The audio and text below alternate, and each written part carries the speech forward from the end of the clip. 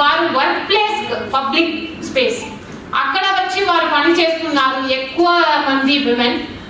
అలా పని చేస్తున్నప్పుడు వారికి విమెన్కు మనం చూస్తే ఇంకా కూడా అది ప్రైమరీ కేర్ గివర్ అనే రోల్ మనకుంది. అంటే ఎంత ఎఫెక్టివ్ గా దాన్ని మనం ఇంప్లిమెంట్ చేయగలుగుతున్నామో అప్పుడే ఆ యాక్ట్ ఏ ఉద్దేశంతో అమలుకు వచ్చిందో ఆ ఉద్దేశాన్ని మనము అచీవ్ చేయగలుగుతాము.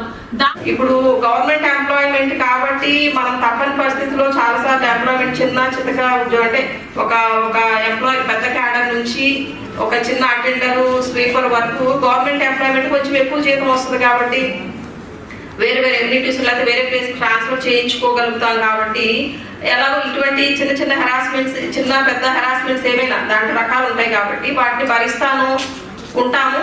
కానీ ఈ చిన్న టెంపరీ ఎంప్లాయ్మెంట్స్ ఉండే వాళ్ళకి కానీ అవుట్ సోర్సింగ్ వాళ్ళు కానీ చిన్న స్వీపర్స్ డైలీ లేబర్స్ కానీ వాళ్ళు ఏంటంటే ఆ ఉద్యోగం వదిలేసి కూడా వెళ్ళిపోతారు. మనం ప్రతి ఇంట్లో నుంచి ఇప్పుడు ఎంతో మంది మహిళలు ఉద్యోగరీత్యా బయటికి రావాల్సిన ఆవశ్యకత ఉంది. కాబట్టి వీరందరూ కూడా వారి యొక్క పని ప్రదేశాలలో ఒక మంచి వాతావరణం కలిగి ఉండాలి.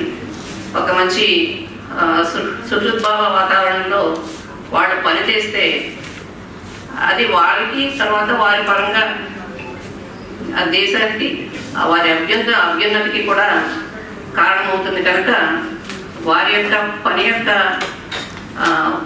కల్చర్ని పెంచడం కోసం ఎన్నో విభిన్నమైన కార్యక్రమాలు రూపొందించడం జరుగుతుంది.